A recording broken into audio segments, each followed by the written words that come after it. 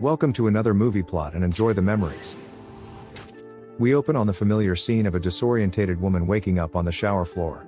The soggy security officer Alice doesn't remember how she got here but finds a red dress laid out on the bed that seems to fit. She cautiously walks around what looks like an outdoor mansion until finding a hallway from a government facility that isn't for your regular homeowner. With only fragmented memories of this room, Alice doesn't realize that she's walked straight into a kill chamber and now must avoid the lasers. She dodges a tennis racket attack by leaping into a vent and climbing through to drop down into an empty umbrella hospital. Using a gurney to test the upcoming hallway, it's immediately cut in half by a giant guillotine.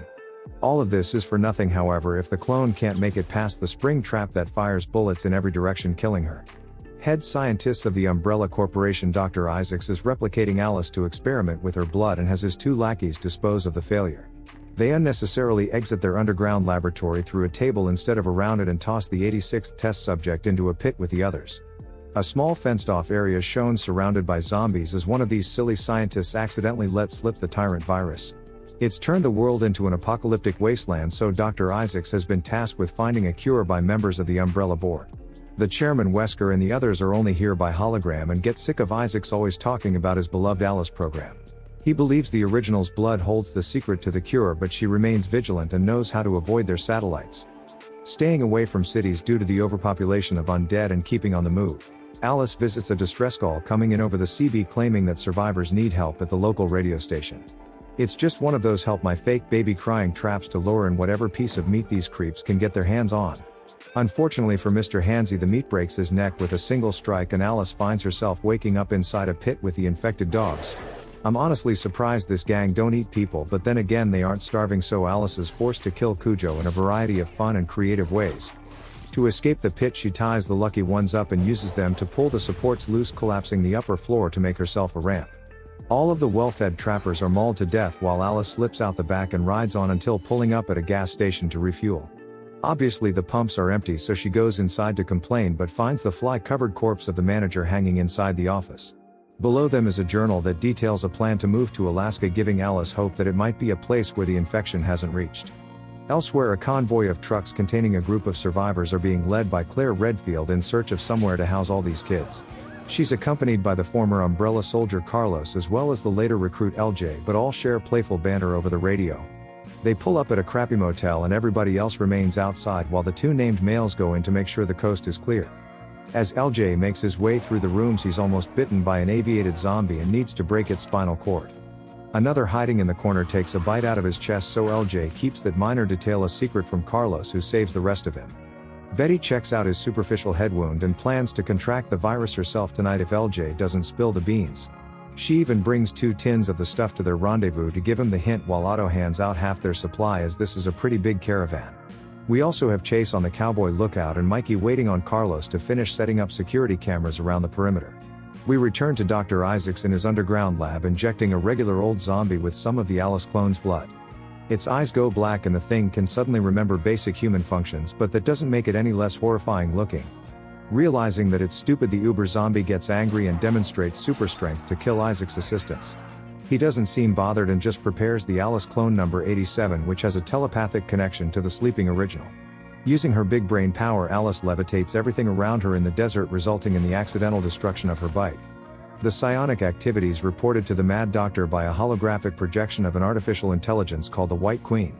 Knowing it's Alice, he wants to deploy his new zombie assassins, but his on-site supervisor Slater's like, "What the hell, bro? He's supposed to be making the cure, not these monstrosities that a single unit is capable of taking out the 87th clone." Meanwhile, a girl in Claire's caravan named K-Mart wakes to thousands of infected crows just waiting for one of these punks to make a move. Someone on the school bus is clumsy enough to drop a tin, sending the birds into a frenzy as everyone scrambles to escape. Betty's ambulance gets stuck, so she and LJ switch vehicles while pointlessly wasting ammo the whole way to the bus. The like-minded crows smash through the windscreen, so the two along with Otto hold them off while kids are transferred out the rear and into the van. One girl falls off and is immediately pecked to death while another hides until she's needed for the story later. The only ones who die are Otto when the birds finally smash through the windscreen, and Betty, who remains on board to lock the door when everybody else gets off. She slides down the window like a slice of pickle and Chase jumps on their giant flamethrower, which would have been much handier sooner. It would also help if he didn't aim it at Carlos while he's trying to save the other girl, but luckily Alice just happened to be in the neighborhood. She creates a force field around them and sends the flames into the sky, burning up all of the crows and creating dinner for a week. Collapsing from exhaustion sometime later, Alice wakes with a collar around her wrist as K-Mart has claimed the newcomer. She calls it a friendship bracelet, but we'll see about that, and the group mourns their dead while leaving behind a perfectly good medkit. Alice meets Claire and already knows a few of these people like Carlos from her time working for Umbrella. The only reason that she left was to keep them safe, as you wouldn't want to one night find yourself floating 50 feet in the air. Now that she has no vehicle, I guess the risk is worth it, and she tells them about Alaska possibly being free from infection. Claire doesn't want to be responsible for leading all these people to their deaths if they're wrong, so she has the group vote for their own fate. It's unanimous that they might as well give it a try, but since it's a long journey, they plan to raid Las Vegas for supplies on the way.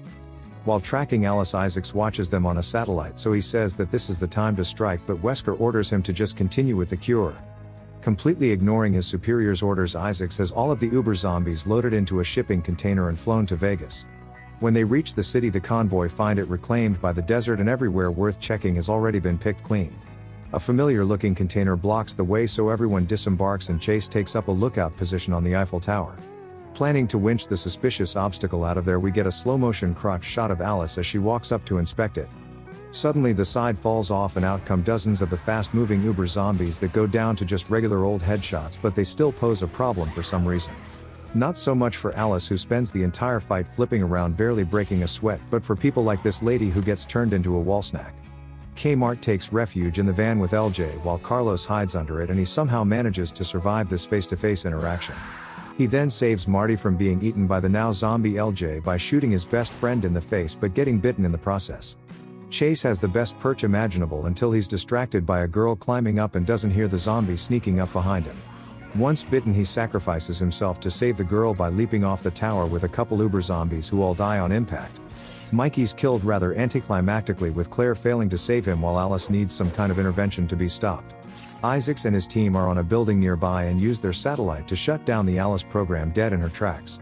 They plan to just harvest her blood once she's eaten, but Alice still has control of her mind and damages a processor on the satellite. Regaining control of her body, Alice heads straight for the rooftop where the doctor's team are all swiftly killed, but he's already escaped on a helicopter.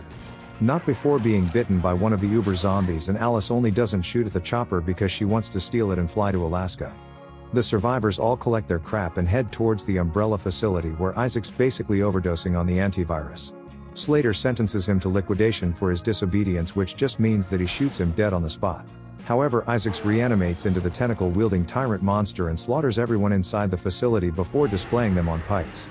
The survivors need to find a way inside the fence to reach the chopper, and we just happen to have a bitten Carlos who volunteers to go out with a bang. He says his goodbyes to the team and drives their fuel truck head first right into the swarm of zombies blocking their way. Just before reaching the gate, the truck flips over, so he lights a pile of explosives sitting beside him and blows up with a smile on his face. It creates an opening in the horde for Alice to drive straight through the gate and get everyone onto the helicopter, but she isn't willing to leave.